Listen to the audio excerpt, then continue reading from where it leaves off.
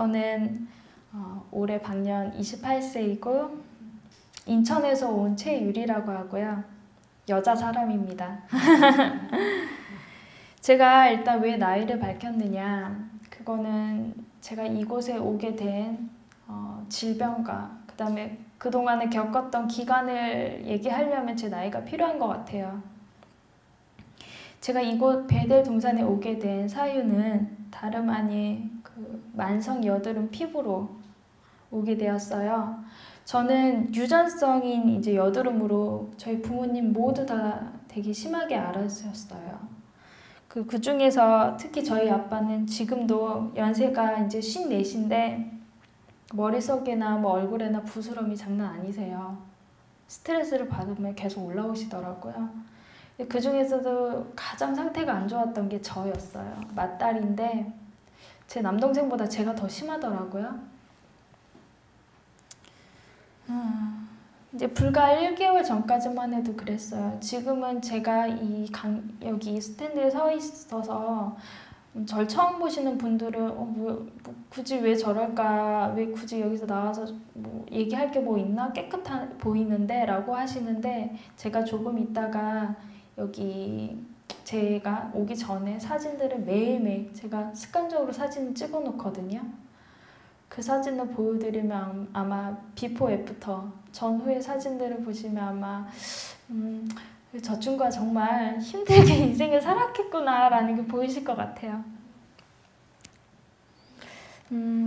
저는 그 고1 때부터 차츰 나기 시작하던 그 여드름이 대학교 2학년 때 정말 얼굴, 그리고 머리속, 앞가슴, 등판, 뭐 가릴 거 없이 상반신에 이제 건성인 피부를 제외하고 여드름이 다 생겼었어요. 근데 이 여드름이 그냥 여드름이 아니고 막 종기처럼 올라왔다가 노란 농도 생겼다가 가렵고 붓고 뭐 아토피 저리 가라였었어요. 그래서 제가 대학교 2학년 때는 이게 안 되겠다 싶어서 뭐 다른 분들 마찬가지일 거예요. 쪼르륵 피부과로 달려갔어요. 가서 의사 선생님이 대뜸 저를 상태를 보시더니 이 약을 먹으라고 던져주신 게 있는데 그게 바로 피부과 스테로이드 약이었어요. 그 스테로이드 약이 저는 그렇게 무서운 약인지 몰랐어요. 근데 너무 쉽게 처방을 해주시는 거예요. 그래서 그때부터 먹기 시작한 게 무려 8년을 먹었습니다. 저는 22살부터 먹고, 사실 올해가 28살이니까 올해 4, 5월 달까지 계속 먹었어요. 근데 이걸 계속 먹느냐, 무슨 당뇨 환자들 약처럼 매일매일 먹는 건 아니고요. 3개월 먹고 한 달, 2달 텀을 두고 다시 3개월 혹은 6개월을 연속적으로 먹어야 되는 약인데, 이 약이 얼마나 위험한 약이냐면 전 세계적으로 이 약을 전문의 처방을 받아야 되는데 항상 전국 어딜 가든 의사들이 꼭 물어봐요. 임신할 건가요? 왜 이걸 물어보냐면 약 뒷면에도 경고로 써 있어요. 이 약을 먹을 시에는 기형아를 유발한다고. 그 정도로 위험한 약인데 저는 몰랐어요. 22살, 20살 그 어린 나이에 뭘 알겠어요.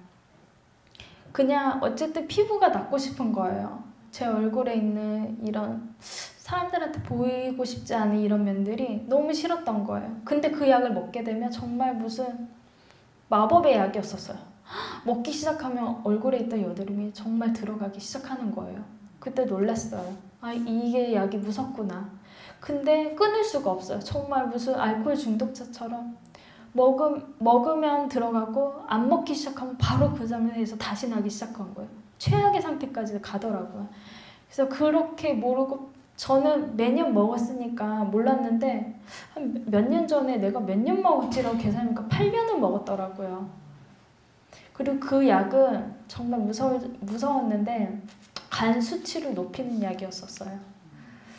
그래서 그 병원에서 어떤 한 분의 의사가 저를 한 2년, 3년 약을 주시다가 이제 더는 못 준다 아가씨한테 그러시더라고요. 그래서 왜 그러시냐고 그랬더니 이 약을 이렇게 먹어서는 안 되는 거래요. 근데 그래서 저는 그때 뿔이 났어요. 그리고 다른 시에 가가지고 약을 탔어요. 그때는 그렇게 얘기했죠. 저 여기 처음 먹는다고 이 약. 근데 달라고. 그렇게 해서 8년을 먹었더라고요. 생각해보니까 저는 진짜 마약같이 그 약을 맹신했던 것 같아요. 근데 그렇게 8년을 먹다가 어느 순간 갑자기 몸이 내성이 생기기 시작하더라고요. 정말 뭐라고 해야 되지? 말로 표현할 수 없는 고통이었었어요. 왜냐하면 약독이 몸에서 올라오더라고요. 그게 느껴졌었어요. 다른 사람들은 괜찮다 그러는데 마치 폐경기 여성분들처럼 열이 막 후끈 올랐다가 떨어졌다가 막 감정도 조절이 안 돼요. 조금만 일해도 막 뿔처럼 막 신경질 내고 막 눈이 돌아가고 막 그러더라고요. 내성이 생기고 얼굴에는 뭐 전보다 더 심하게 올라오고 이래서 일단 약은 끊었어요. 5월 달에.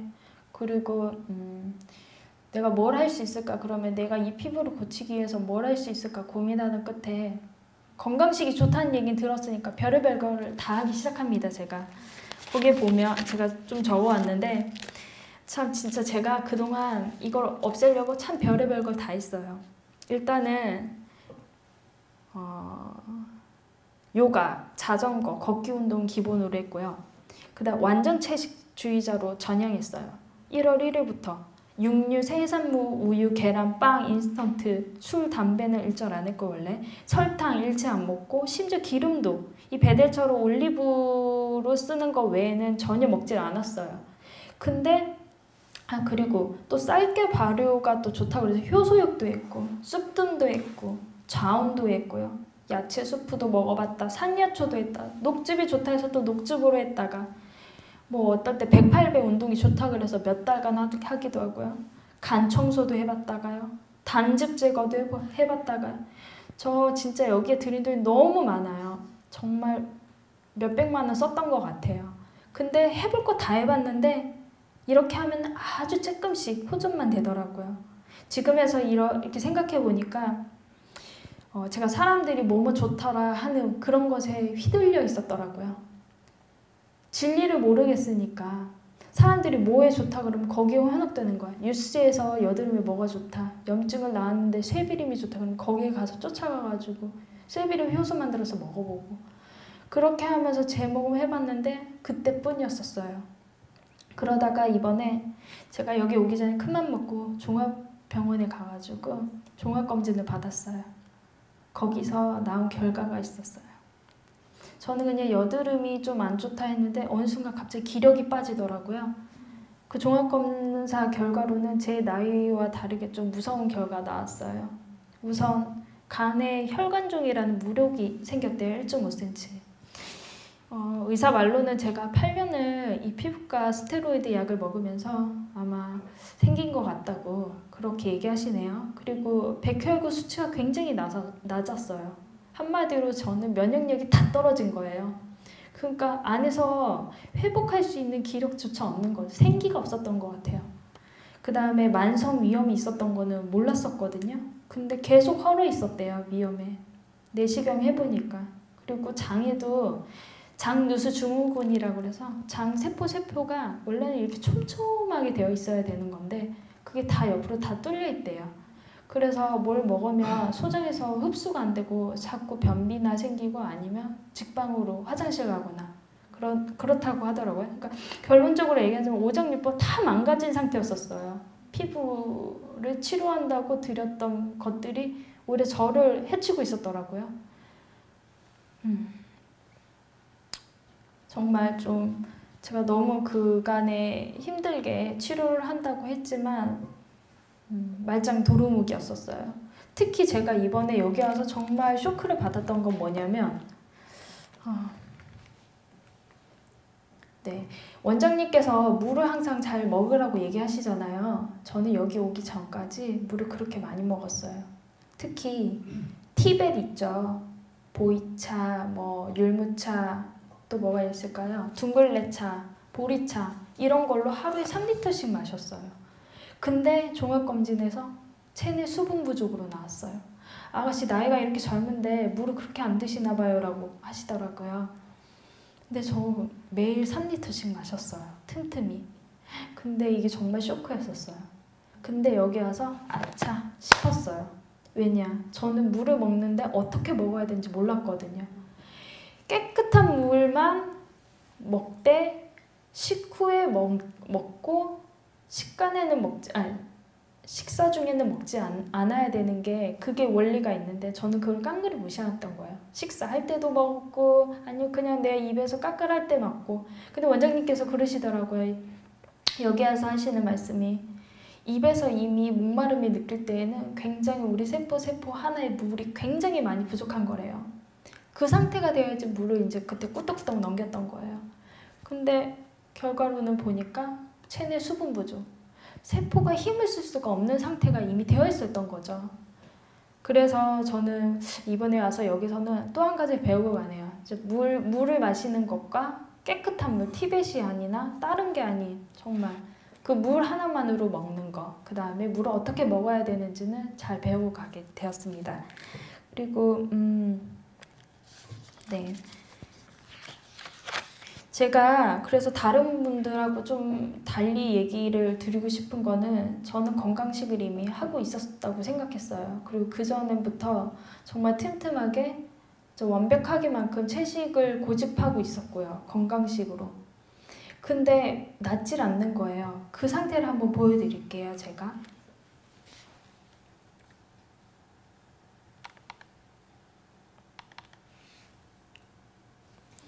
지금 보이세요? 이 상태는 제가 여기 오기 전에 한 달 전에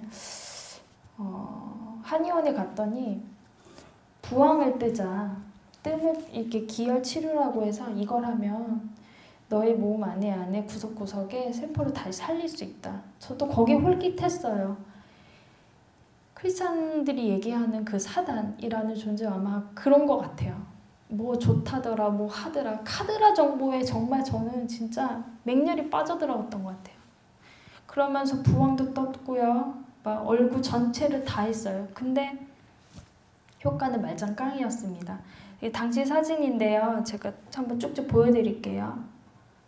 뭐 이건 그나마 좀 나은데 보이시나요? 제 전에 사진이 이게 불과 몇 달 안 된 사진이에요. 올 여름이었으니까. 이렇게 얼굴이 만신창이었었어요. 저는 이것도 지금 카메라가 약간 뽀샤시하게 나왔는데 실제로 보면 지하철이고 어디건 사람들이 저를 쳐다볼 정도였었어요. 이마, 뭐 볼, 터, 뭐 어디 저리 가라 할 데 없어요. 뭐 어느 곳 항구에도 제대로 된 데가 없었어요. 다 농이 생기고 정말 예뻐야 되는 나이잖아요. 근데 막 너무 스트레스를 많이 받았었어요. 이 피부 때문에.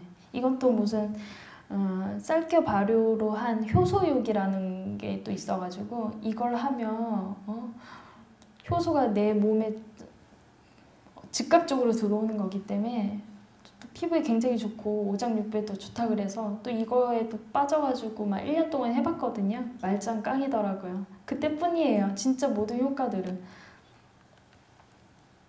네. 뭐 이랬던 상황에서 제가 지금 이 강단에 올라와서 얘기할 수 있을까지 과정이 여기 계신 분들은 아실 거예요. 제가 중간에 너무 힘들었던 과정도 있었거든요. 왜냐하면 저도 사람인지라 와서 호전 반응을 겪었어요. 그 호전 반응이 중간에 이렇게 저는 과일식을 8일 했고요. 그 다음에 보식을 차차 들어가기 시작했는데 과일식 할 때는 정말 이 여드름이 많이 죽더라고요. 원장님이 얘기하시는 그 과일식의 중요성이 뭔지를 알았어요. 뭐 아토피를 포함해서 이 피부질환, 특히 피부질환들은 피가 굉장히 탁하고 더러운 것으로 인해서 질환이 생긴다고 하셨는데 이 과일식을 하니까 하루 이틀 3일 되니까 얘네들이 염증이 꼬들꼬들 말라가기 시작하더라고요. 그때 정말 이게 길이구나 라는 생각으로 8일을 했고요. 근데 이게 보식이 들어가기 시작하니까 호전 반응이 생기기 시작했어요. 다시 얼굴에서는 관자놀이를 중심으로 계속 생기더라고요. 근데 저는 이런 과정들이 있었는데 참았어요. 우선 참아보자.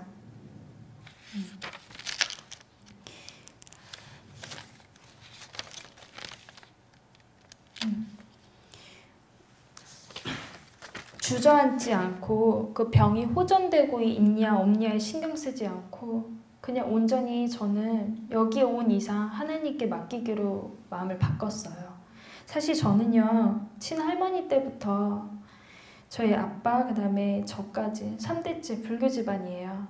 여기 오기 한 달 전까지는 불교 신자였죠. 근데 전 여기 와서 마음을 많이 열었습니다. 지금 자리에 앉아 계신 분들 중에는 물론 기독교인 분들도 계시지만 그 외의 분도 분명히 계실 거라 생각해요. 이제 저도 여기 앉아 있을 때까지, 처음에 왔을 때까지는 마음이 전혀 닫혀 있었어요. 근데 여기서 제가 사는 방법을 찾았어요. 어떻게 살아야 되는지를 최철순 원장님과 여기서 계시는 스태프들이 사시는 모습을 보고 많이 느꼈거든요. 제가 어느 정도로 그 불교 집안이었냐면 저희 집에는 늘 어느 방을 가든지 부적이 항상 붙어 있었어요. 심지어 책, 베개, 뭐 현관앞, 지갑 속에도 항상 저희 할머니께서 그 부적을 떼다가 항상 가지고 지니라고 하셨거든요. 수능 볼 때도 항상 그랬고요. 네. 저 역시 일부 크리스찬 사람들의 그런 행실을 보고 약간 불신감을 느끼기도 했었는데 근데 여기 와서 마음이 많이 바뀌었습니다. 제가 이 앞에서 서서 얘기하는 것 중에 물론 지금 몸에 호전된 이 치유에 대한 얘기도 하지만 저는 무엇보다 가장 중요한 건 하나님을 만난 이후의 치유 과정도 역시 중요하다고 생각해요. 그래서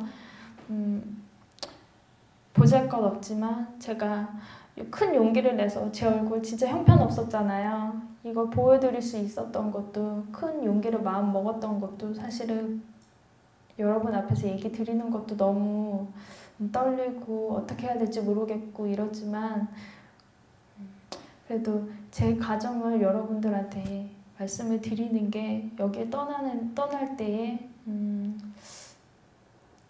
제가 받았던 것만큼 돌려드려야 된다고 생각하고요. 제가 그래서 일단 앞으로 다시 돌아가서 제가 사회생활을 4년차 했어요. 24살 때부터 해서 지금 4년차 하다가 어느 순간 벌써 그런 생각이 드는 거예요. 저희 부장님, 저희 과장님, 뭐 덜어는 저희 상무님 그분들을 봤는데 전혀 행복해 보이지가 않았어요. 항상 야근에 쩔어 있었고요. 그 다음에 업무 성과 내기에 막 비리가 있고 또 성과 사원이 한 거를 과장이 가로채고 그리고 양심하는 일들을 비일비재하는 그 하나의 조그만 사회인 거죠. 그 회사 생활을 3군데를 했는데 다 마찬가지더라고요. 그 속에서 제가 과연 저분들처럼 사는 게 과연 옳게 사는 걸까? 내가 그러기 위해서 살았던 걸까라는 물음이 생기기 시작하는 거예요. 우리 엄마, 아빠, 선생님들은 다 그냥 좋은 대학 나와서 좋은 직장 생활하고 좋은 사람 만나라 이 얘기만 하지 어떻게 살으라는 저희한테 전혀 해주지 않았어요.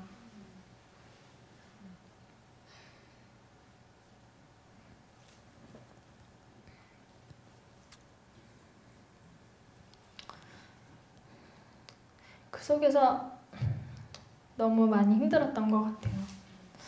그러면서 제 피부도 많이 더 안 좋아지고 제 마음도 많이 약해지더라고요. 그래서 이곳에 오게 된 거는 사실 하나님의 은총이 있었던 것 같아요. 왜냐하면 이곳에 온 건 제 발로 온 게 아니고 사실은 이 재림교인 분들이 저를 여기로 인도해 주셨어요. 근데 저도 처음에는 귀 닫고 눈 닫고 저런 거 싫어. 왜 저래?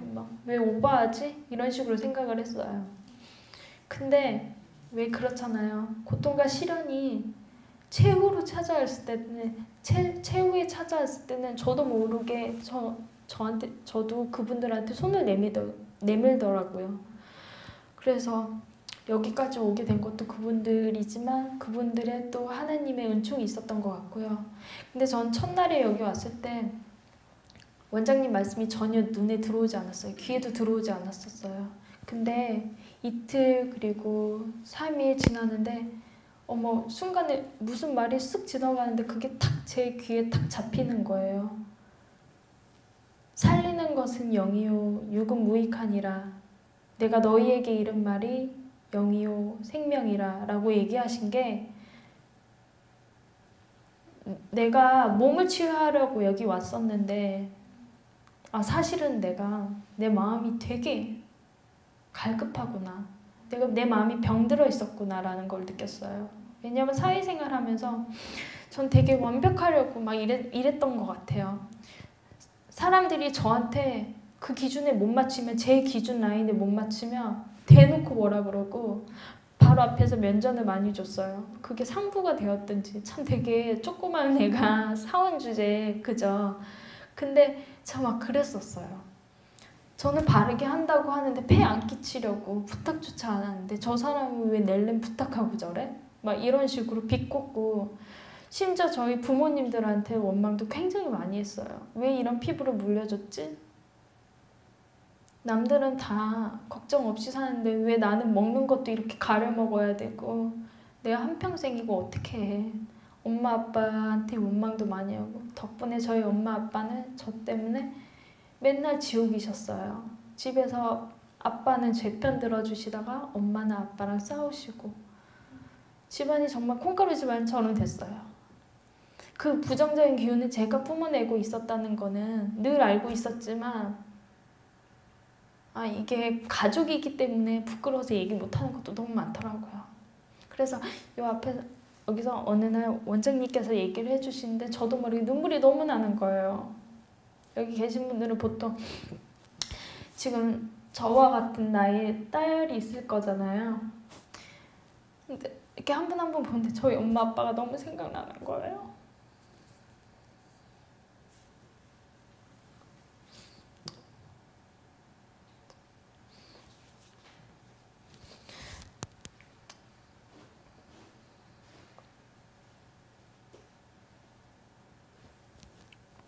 죄송합니다.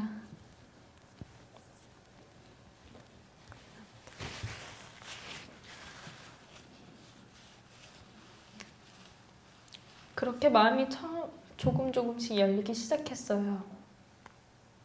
이틀 3일 되는데 원장님 그 말씀이 내가 반드시 고쳐가야 되겠다. 우리 가족들을 위해서라도. 저도 이게 병이 며칠, 몇 달 이렇게 쌓아둔 게 아니고 10년을 앓았기 때문에 끝까지 여드름이 아니고 저도 여러분들처럼 힘든 과정을 겪었고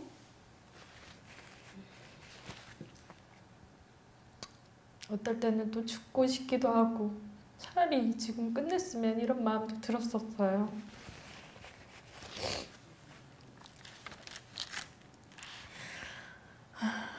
네. 근데 돌이켜서 여기 와서 생각해보니까 사실은 여드름 피부는 부수적인 입소 동기였고요. 시커멓고 더럽고 식이 많고 자기중심적인 제 성깔을 치유받고자 온 것이 사실 제 속마음이었어요. 병은 구할이 마음병에서 온다고 얘기하잖아요. 마음이 벌써 그 불만이나 번뇌나 싫음으로 가득 차 있으면 몸은 우리 주인님이 죽으려고 그러는구나. 내가 도와드려야지. 이런다고 하잖아요. 저 역시 마찬가지였어요. 가만 생각해보니까 간에 혹이 생긴 것도 피부가 갑작스럽게 더 최악으로 떨어진 것도 제가 살고 싶지 않다라는 생각을 하는 순간부터 정말 급격히 안 좋아졌거든요. 아차 싶었습니다. 그래서 여기서 내 인생을 설계하고 싶진 않았는데 지금 생각해보니 그때마다 하나님은 저를 구원해 주시려고 상황마다 도움의 줄기를 주셨는데요. 그게 바로 재림 교인들이었습니다.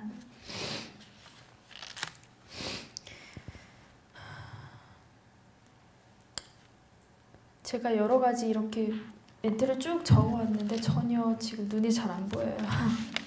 근데 제가 여기 처음 와가지고 쓴 일기가 있어요. 그걸 좀 읽어드릴까 합니다. 이거는 첫날에 썼던 일기인데요.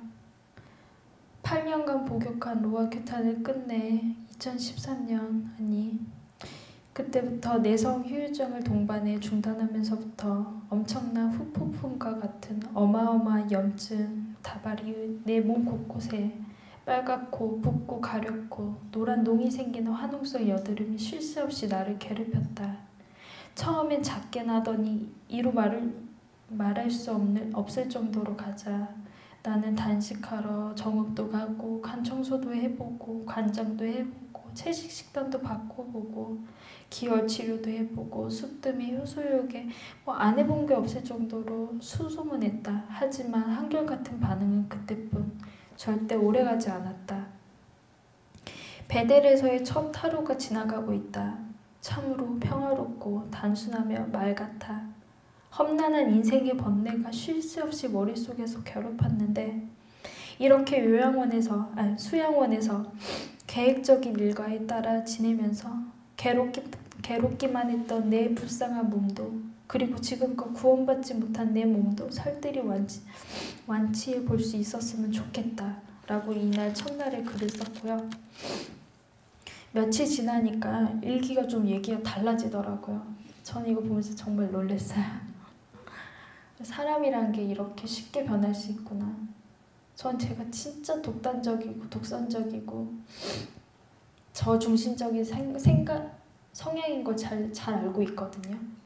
근데 며칠 사이에 제 그런 정말 뾰족한 제 성격이 갑자기 일기를 통해서 이렇게 회개하는 거 보고 저는 깜짝 놀랐어요. 전 일기에는 회개를 잘 안 쓰거든요.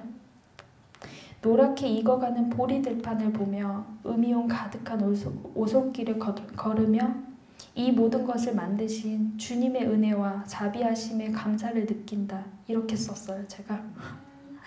그 고집센 채씨 가문의 딸이 내 몸 또한 주께서 만들어주신 것인데 내가 내 자만심에 무례함으로 마구 망가뜨렸나 보다. 주님은 그걸 원하시는 게 아닐 텐데. 주님 안에서 살기 위해서 나 유리는 어떻게 살아야 할까? 주어진 일에 최선을 다하되 안 되더라도 내 뜻대로 되지 않아도 고로 모두 하느님 뜻인 걸 깨닫고 겸허히 받아들이며 순종해보자. 날 돌보듯 보살피고 보답 없는 사랑을 전해보자 라고 썼더라고요.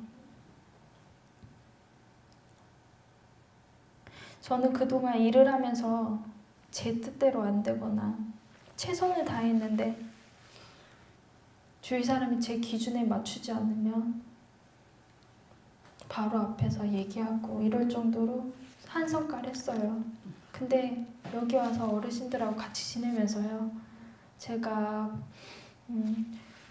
부축도 해드리고 대청소하는 날 같이 쓸고 닦고 하면서 그리고 주방에서 봉사하시는 신집사님 같이 옆에 설거지하면서 웃음도서 얘기도 나누고 여기 환우분들하고 얘기를 하면서 제가 치유를 받고 있더라고요. 보니까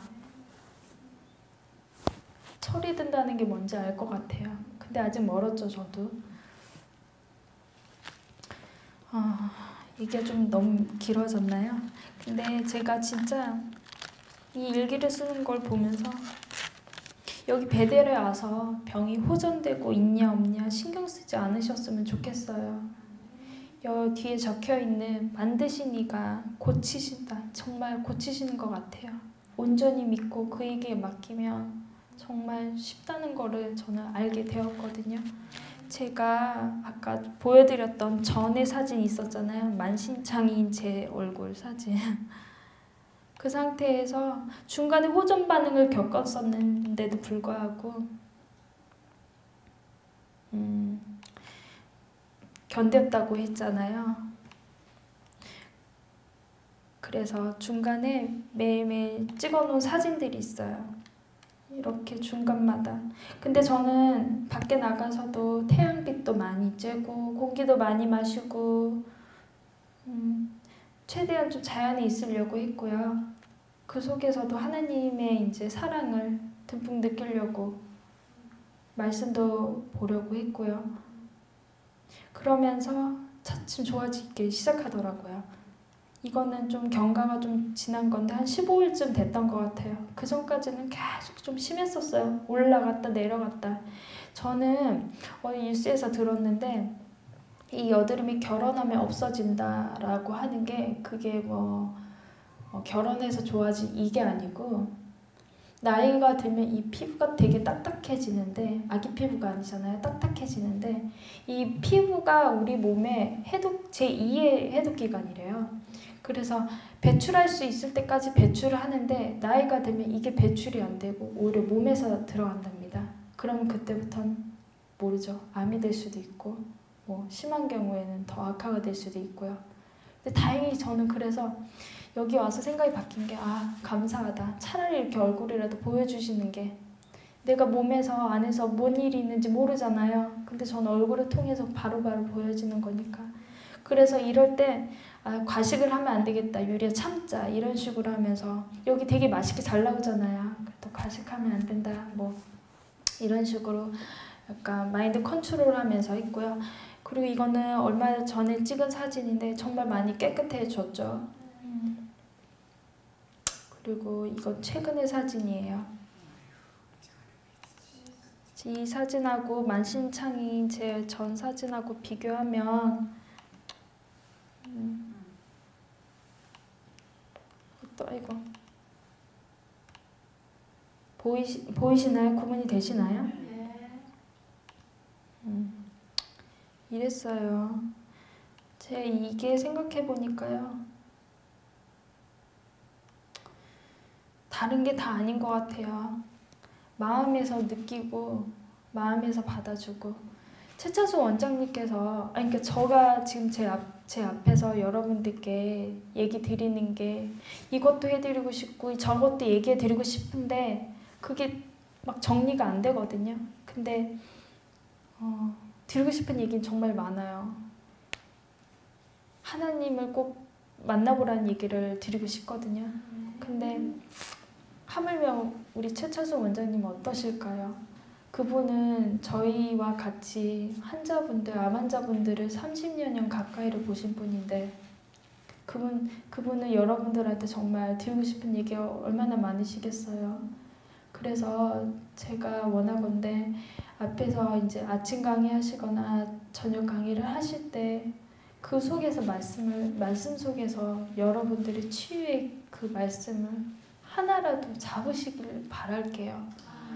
왜냐면 저도 아직 어린 나이지만 저도 되게 독단적으로 살았고 한편으로는 외롭게 살았고 슬프게 유년신자를 보냈기 때문에 나이는 적으나 저도 구비구비였거든요. 근데 저도 역시나 그 마음을 받아들이게 되니까 이 엉망진창이었던 얼굴에서 조금은 사람다워짐을 느끼게 되거든요. 중간에 분명히 그게 있어요. 호전 반응이 있고 막 그래요. 그걸 견디세요. 시련이 와도 견디세요. 저는 그랬어요. 옆에 룸메이트 언니가 뚱뚱한 언니가 있었는데 살을 빼러 왔었어요. 언니가 계속 시름시름 하는 거예요. 과일식하면서. 언니가 참아봐. 근데 언니가 되게 힘들어 하더라고요. 나중에는 많이 포기를 하는데 저는 그걸 보면서 너무 안타까웠어요. 왠지 아세요? 여기에 오신 분들 모두 다 그러실 거예요. 현대의학 해봤고 병원에 갔다가 대체 민간요법 안 해본 게 없잖아요. 근데 정말 살려고 온 거잖아요. 여기가 마지막 내 희망이다 생각하고 온 거잖아요. 그러면 정말 이 앞에서 원장님이 주시는 건강 기별뿐만 아니라 우리의 마음 자체가 정말 변할 수 있는 길이 하나인데 왜 그걸 닫고 있을까라는 생각이 들었거든요.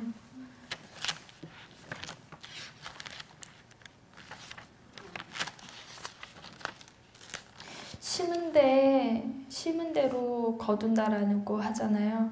우리의 선택이 우리 인생을 바꾼다는 거 저는 여기 와서 느낍니다. 그런 말이 있어요. 죽겠네.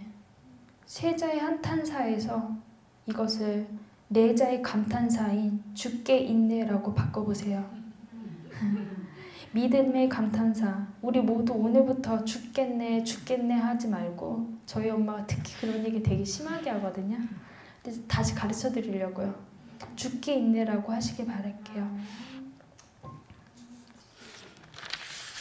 왜냐? 우리의 살 길은 하나잖아요. 마음이 편해지면 병은 자연히 없어지는 것 같아요. 저 10년을 알았잖아요.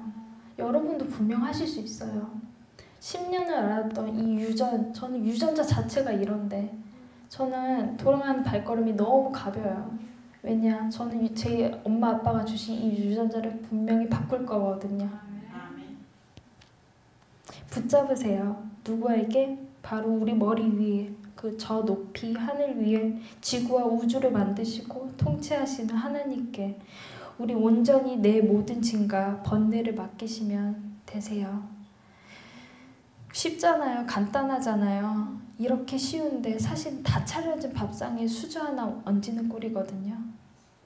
인생의 해답을 덤으로 얻어나가서 저는 매우 행복해요. 그래서 저는 이제 사회에 다시 나가도 살 길을 찾아서 너무 행복하고요. 하나님 그분께 우리의 질병도 시련도 그리고 사랑에 대한 화덕지, 사람에 대한 화덕지도 만드신 분이 모두 다 고쳐주실 것을 저는 믿습니다. 네, 저는 끝으로 제 말투, 성품, 행동 모두 새로운 스케치북에 새롭게 색칠하려고 하는데요. 여러분 위해서도 제가 여기 떠나서, 저 이제 내일 모레면 퇴소하는 날짜예요. 그때까지 여기 계시는 분들하고 살뜰히 챙겨드리면서, 그리고 가는 날까지 열심히 여러분 위해 기도하겠습니다. 감사합니다. 들어주셔서 감사합니다.